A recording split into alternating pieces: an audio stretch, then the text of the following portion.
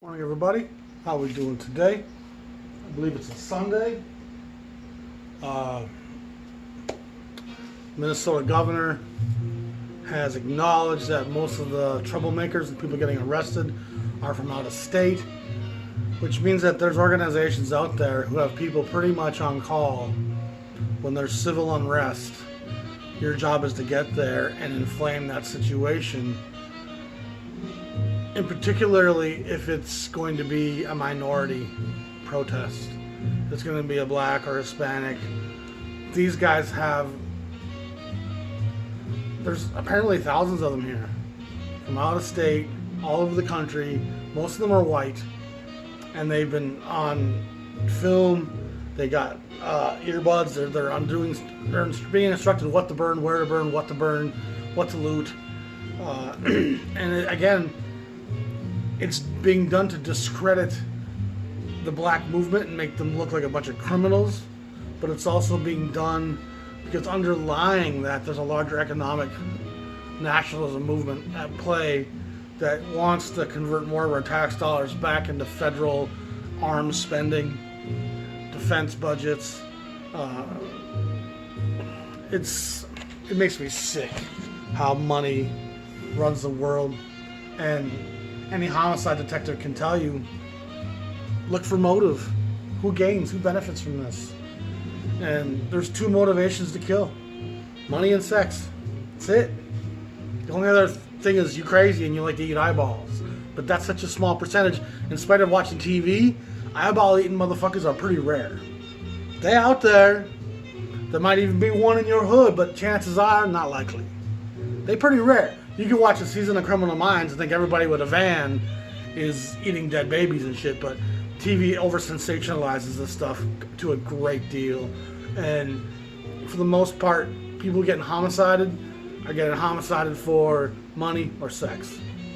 You fuck somebody you shouldn't have fucked. Somebody fucked somebody that you love that they shouldn't have fucked. Someone messed with some money they shouldn't be messing with. Or you messing with somebody's money you shouldn't be messing with. Even political prisoners. You're there because you're a threat to somebody else's money empire, not your viewpoints. Your viewpoints are dangerous to them financially, not mentally, not spiritually. You threaten their financial wealth.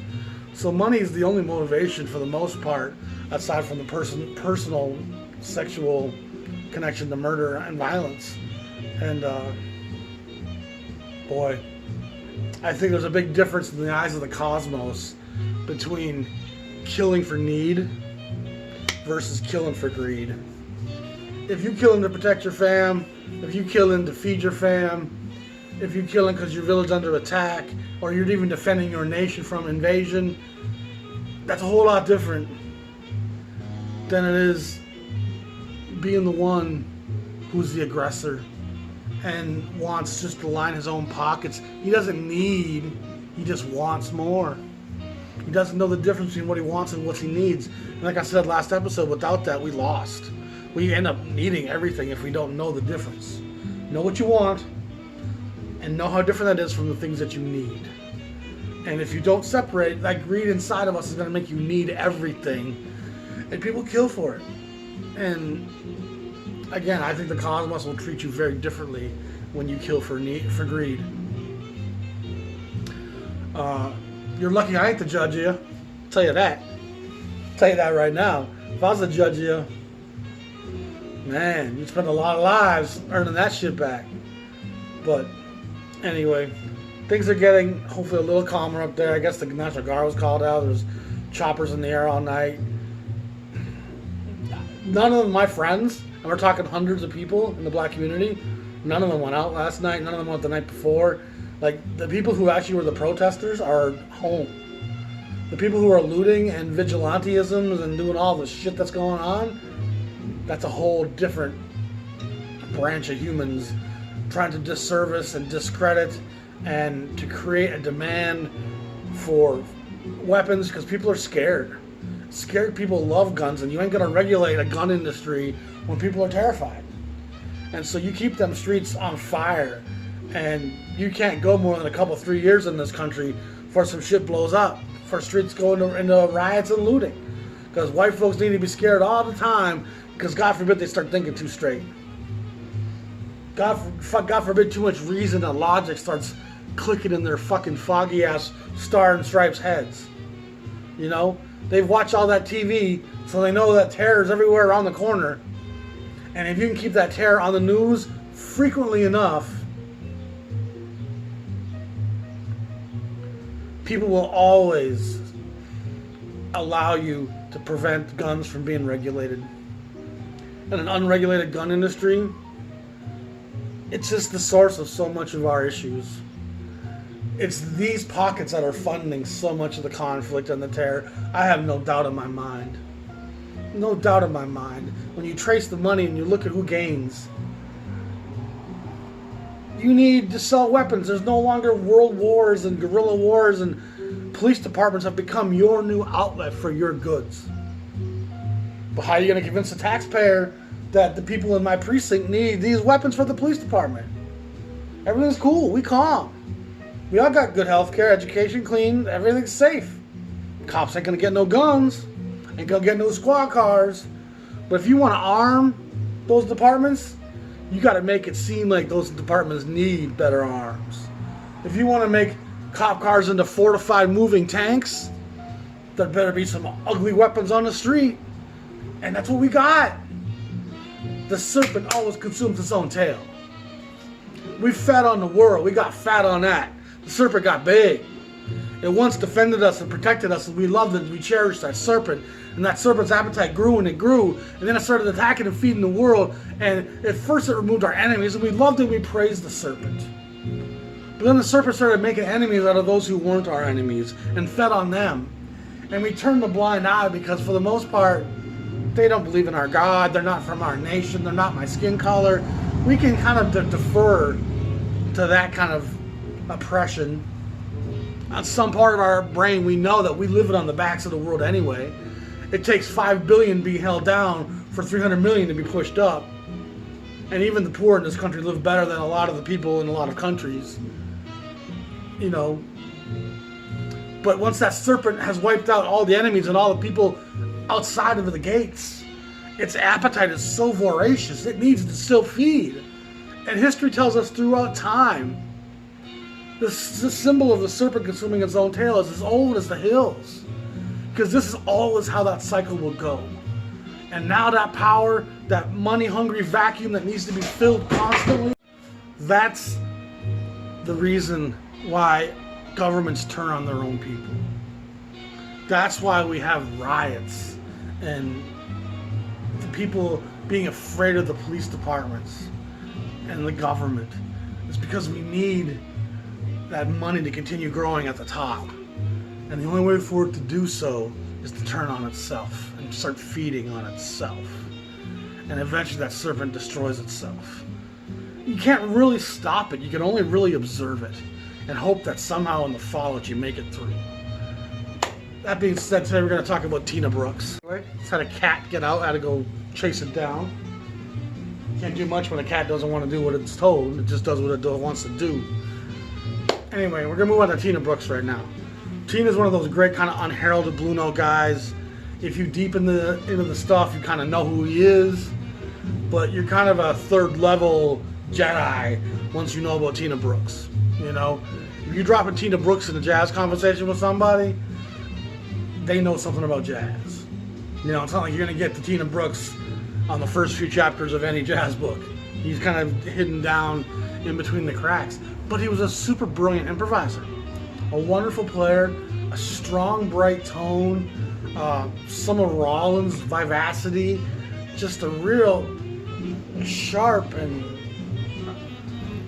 just had a wonderful essence about him. And it seemed like he was a very sharp intellect, and his mind was thinking, and he was coming up with endless ideations, a lot like Coltrane in that sense, but his tone's not like Coltrane, and he plays more under control than Coltrane. Coltrane's like a horse chomping at a bit that's trying to go faster than the rest of his team that's pulling. Coltrane's pulling the band along. Tina's definitely back within the groove and playing under a much more controlled fire. And a controlled fire creates an engine, you know. Harold Floyd Brooks, this is a real name. Tina was a nickname that comes from his days as a child being called Teeny. He was born June 7th, 1932. He's a little fella. In 51, he plays with a blues pianist by the name of Sonny Thompson. I guess there is some recordings of that. I don't know Sonny Thompson. I got a pretty good blues collection too. I'm not familiar with them, but there's infinite blues guys, and most of them have a small amount of fame in the blues department. In 55, he plays with Lionel Hampton. Again, I don't think anything was recorded. He plays with a guy by the name of Little Benny Harris. So you got Tina Brooks, which is Teeny, and you got Little Benny Harris. And Little Benny Harris was the guy who got Tina Brooks to record. He introduced Tina Harold Floyd Brooks to Alfred Lion at Blue Note in 1958. Little Benny Harris was a trumpet player. He made another famous introduction. He was the guy that kind of really talked to Dizzy Gillespie about the brilliance of Parker. And it was Little Benny Harris that kind of enlightened Dizzy into the brilliance of what Parker was doing. And of course, Dizzy kind of comes along and writes that next chapter of bebop. But interestingly enough, Little Benny Harris got his start working with a guy by the name of Tiny Bradshaw. So Tiny Bradshaw kind of starts Little Benny Harris, and Little Benny Harris was a big part of Tina Brooks, which is short for Teeny. So you got Teeny, Tiny, and Little. And that's just one of those weird things.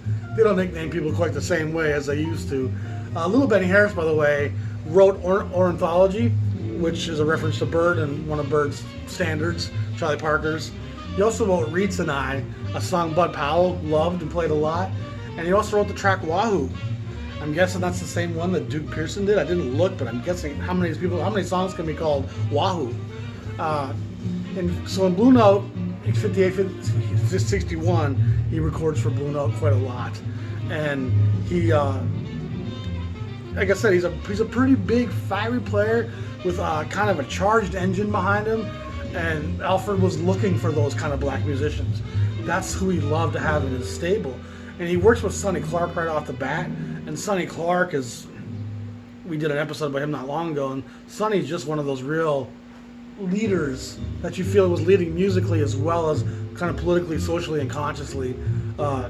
He works with a lot of different people in the Blue Note stable, from Kenny Burrell to Freddie Hubbard, Jackie McLean, Freddie Redd, Jimmy Smith. We'll look at that stuff here at the end.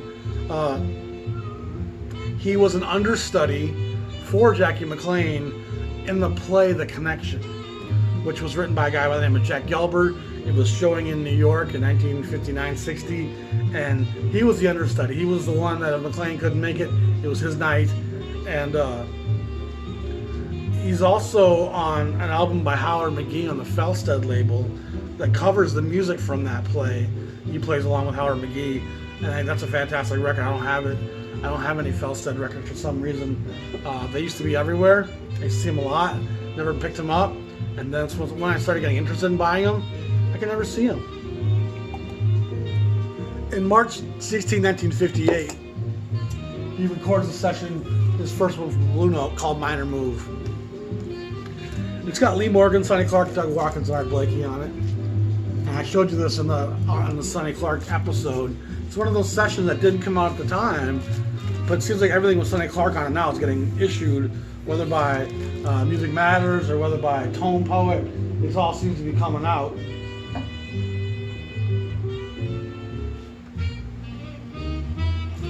This is a great session. It's got young Lee Morgan on this with him, 58. This is recorded March 16th, so early in 58. The world's a pretty different place in some ways in 58. Space age is just starting. The post-war economy is still rolling. The interstates are coming in across the country. White flight is in full motion. Inner cities are emptying out. The suburbs are sprawling. The freeways are driving those automobiles out of the inner city. And it's also forcing industry and the manufacturing to leave the inner city and to go to sprawling office parks and suburban industrial parks. And it's leaving less and less income in the inner cities, less and less disposable need for entertainment in the inner cities. And it's the economics and the movement of America away from its minorities that in part further drives the poverty of the black experience. So while the rest of America is becoming upwardly mobile and moving around the country, moving west, moving to the south, moving to the southwest, the inner cities on the East Coast are starting to die and shrivel.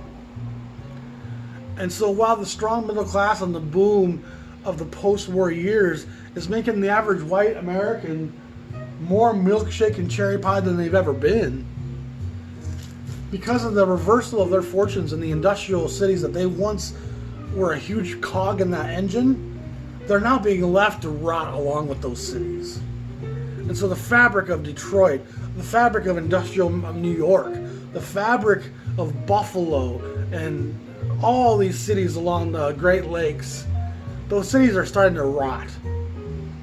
The money's leaving, the tax base is leaving, the policing is decreasing, the public services are decreasing, and all this is affecting the bottom line of jazz and jazz departments and the musicians who drive this music. And so in '58, the world's a very different place. Yet in some ways, looking at what's happening in Minneapolis, not much has changed. For every 2 steps forward, we take a step back. I know they want to say 3 steps forward, 2 steps back. I think it's 2 steps forward, 1 step back. You know, I don't know. It's frustrating. Anyway, this is a great record. It's got some Fiery Morgan on it. I'm always a fan of Fiery Morgan. There's Clark doing some of what Sonny Clark does so well. Filling space with that rhythmic moving cradle of his. It's just wonderful.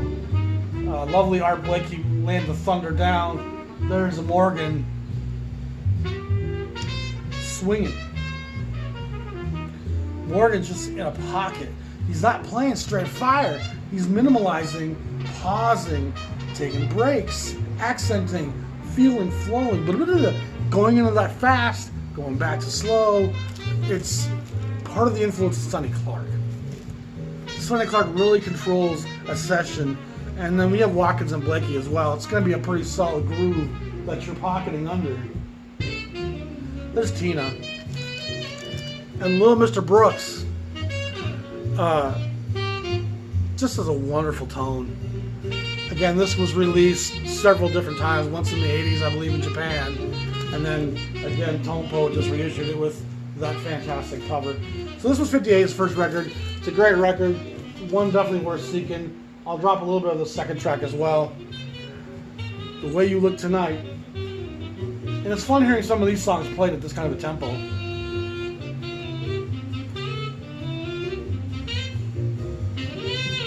Watkins sounds great there. Blakey, it's just fantastic. Anyway, that wraps up what we're going to talk about on this record. It's a record worth finding. It's in print right now. People should be able to look for it. That leads to a second session. And sadly, for some reason unknown to me, True Blue is the only issue of a Tina Brooks Blue Note session in his lifetime. And he only leads 5 sessions, all for Blue Note. One with Jackie McLean where they kind of share, and that's called Street Singer. I've never come across it. I've tried to buy it at auction a few times and lost it. It gets pretty good money. It doesn't have a great cover. It comes out like in the 80s in Japan. It's probably due for a Tone Poet Music Matters reissue. It's I hear it's a great record. I hear there's a couple Tina Brooks songs on it that are great. Apparently Tina Brooks wrote the song Street Singer, and it's got a real charged vibe to it. I look forward to getting that session at some point. So in answer to people's questions, do I have a record? No. So there's stuff that you're always going to be missing stuff. It's such a deep well in jazz, and you can rarely ever get near the bottom. My jazz collection is fairly extensive from 54 to about 65. I have the lion's share of most record labels that are significant players in my pocket from that era. So I know that era fairly well. But like I said, there's still labels like Felstead where I never filled it in. You know, Tina, this True Blue record is a classic. Great Reed Miles album cover. This has Freddie Hubbard, young and full of fire, Duke Jordan on piano before he goes to Europe, Sam Jones and Art Taylor. So it's a completely different lineup. I believe this was recorded in 1960, June 25, 1960. And again, the cover is just part of the charm of this record. True Blue, and it only has a couple references to blue, True Blue being the song. Good stuff. It's a great record. Classic Blue Note. And Freddie Hubbard. He's one of those throat grabbers we talked about in the last episode. Man. He just does things on the trumpet that cats don't do. The way he can play through 16 bars sometimes, continuous ideation, without taking a breath. The guy must have had lungs made of steel wool. It's insane what the guy does. I'm super impressed. That leads to the Back to the Tracks record. And once again, this session was not issued. They sat on it.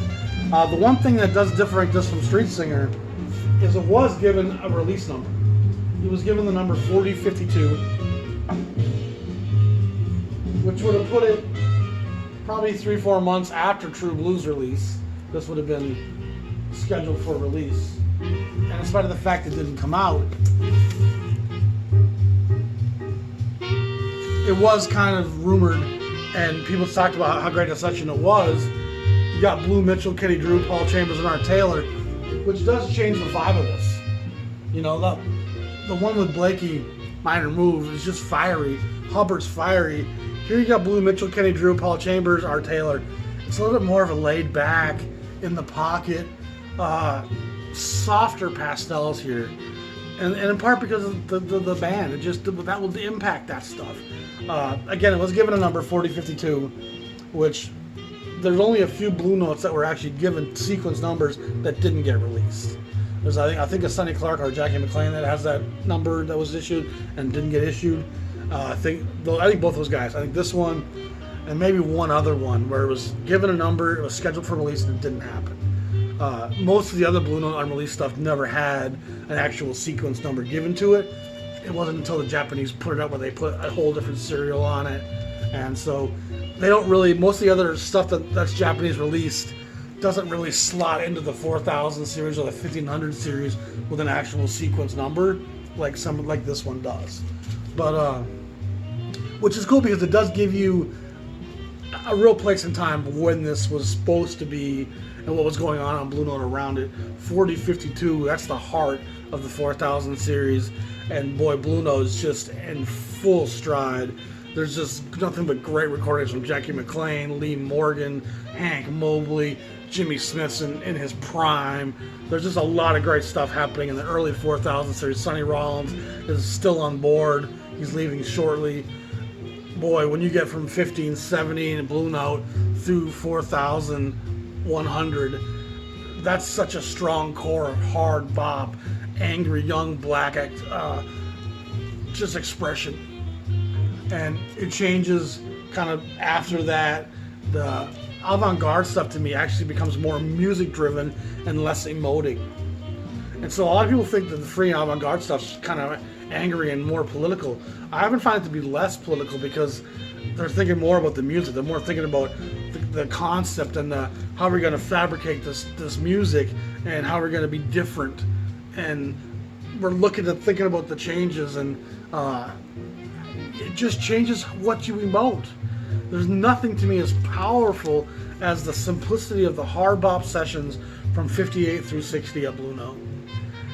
Their hearts and their fists are raised, and there's a power to it, and an indignance, and let's put an end to this fucking bullshit now. We're not gonna take it anymore. You know, reminds me of the great movie Network.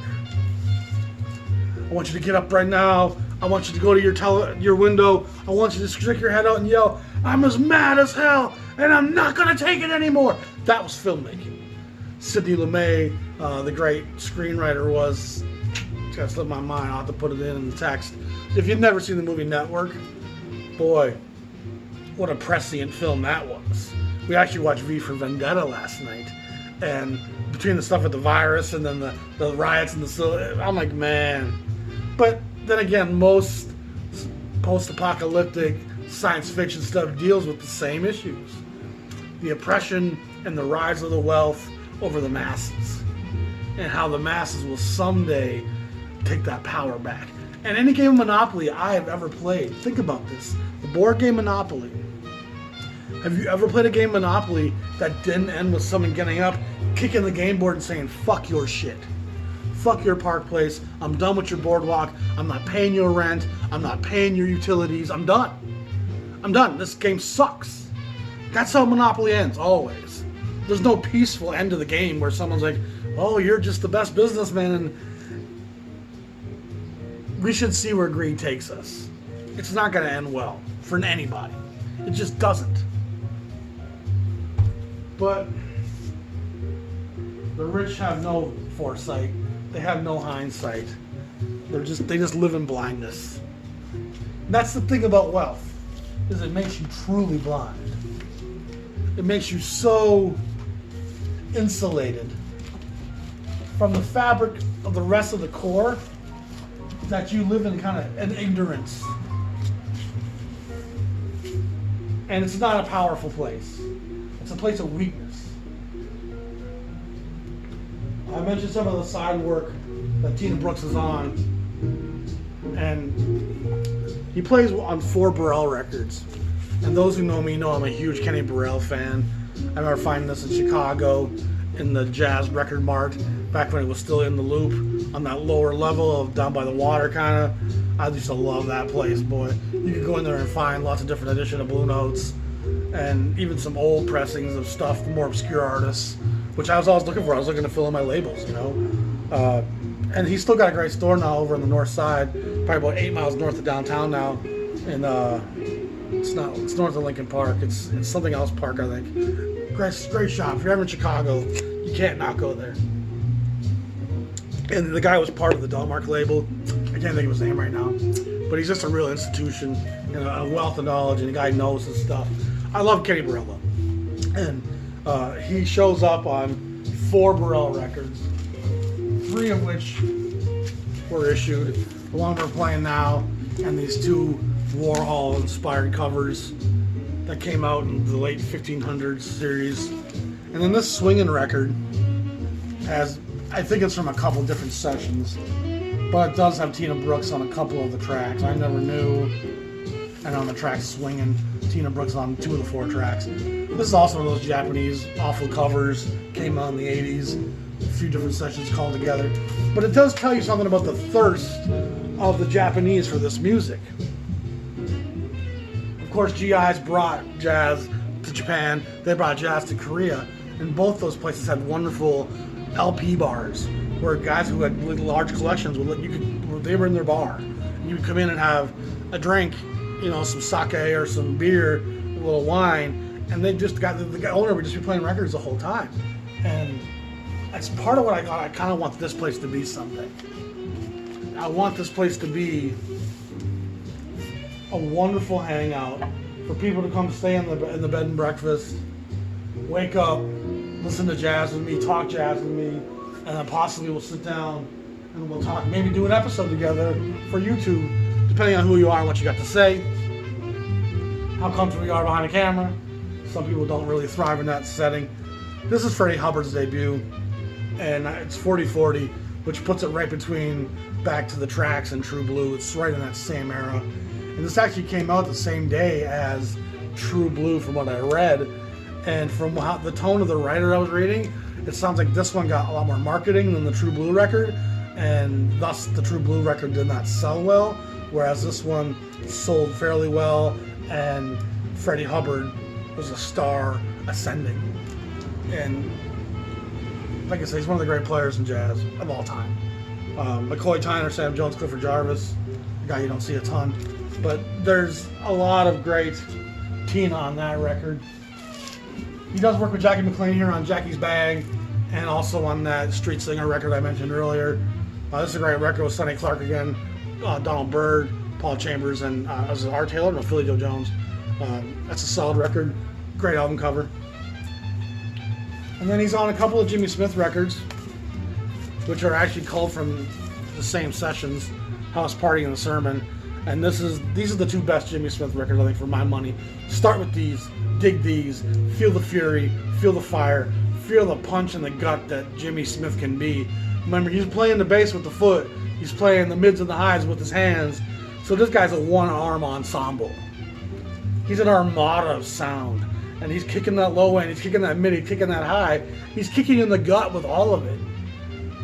I don't think people who don't play organ can sit down and recognize just how difficult and amazing what Jimmy Smith does. Dig Jimmy Smith.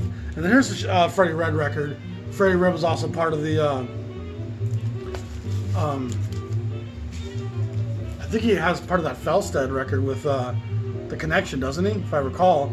But I think he's associated with that as well. And this has Jackie McLean, Tina Brooks, Freddie Red, Louis Hayes, and Paul Chambers. And I'll give you a couple moments of this and we'll wrap this episode up. But again, the idea is to have the Jazz Lounge. I'd probably open it up for coffee for the public on the weekends. You know, have the bed and breakfast rooms that we book out. And then we do events here. You know, from poetry readings to open mics to just whatever. You know, I want this space to become a haven. And I want to call the space Tolerance. And when you're in Club Tolerance or the Tolerance Lounge, there's no room for the divide. And part of my growing and my maturity was for me to stop being as left as I am in a political context. Because so much of the political divide isn't economic anymore, it's social. And I don't want to waste time arguing with people. I don't want to have voices raised. People can be polar and political. I'm just not going to enter into it. I know how I feel about economics, what could make things better. I don't think I can change it or make it happen. I don't think the engines of commerce will allow change to happen. It's going to take a lot bigger mechanisms than me to change it. So for me to continue to fight it seems a bit of a waste of time. It's a bit like trying to evangelize the world for any kind of religion. You're wasting your life. You know, good and evil will both always exist. The only choice you got is yourself. How am I going to exist in this world? How much good am I going to do versus evil? None of us are good all the time. None of us are evil all the time. But if we can do the right thing over the wrong thing, 7 out of 10 times, the world will be a better place. I can't stop evil from happening or being. I can stop being evil myself as often as possible. And it's not easy.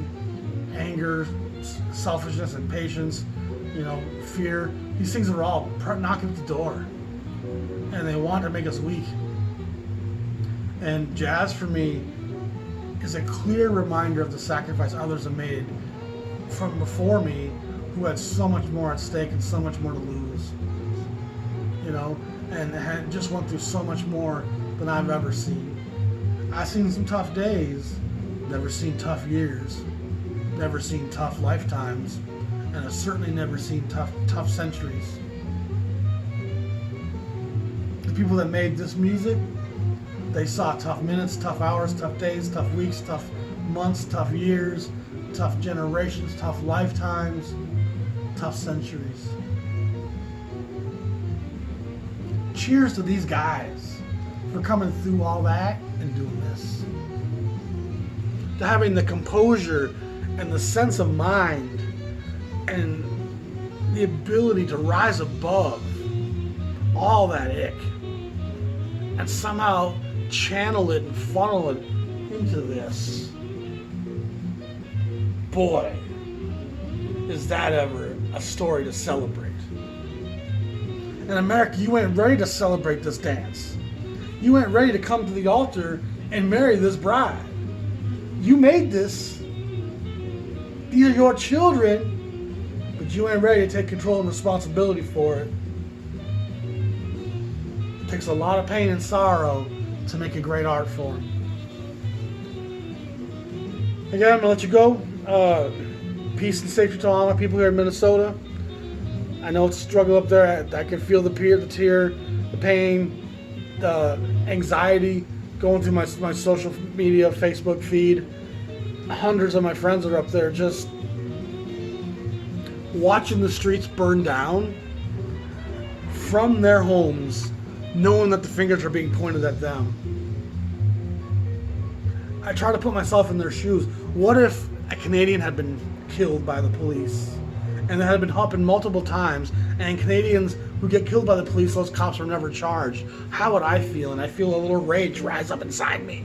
And then I go out to peacefully protest the rights of Canadians in this country, and not only do the police greet me as an agitator, but thousands of non-protesters show up to discredit what I'm trying to say by starting fires, looting cop cars, creating a violent, fiery scene that makes it look like what I'm trying to say about Canadians is nothing but a bunch of hooliganism. I can't imagine the frustration that must feel like. Or to feel like, as a Muslim family somewhere in the world, trying to raise your life and family peacefully, and then to see all these things being done in the name of your belief system that's going to reflect back on you, it's got to be so frustrating. Real Muslim people don't go out and commit acts of terror. People with deep pockets fund acts of terror. Money makes choices and decisions and funds terror, not ideologies, not religions. They used religions and race and nationality to line up the dominoes. And you can find young militant minds who are dissatisfied with their place in life, but you're still generally paying those guys to go out and do the things that they do. Peace and love. I'm out. Bye.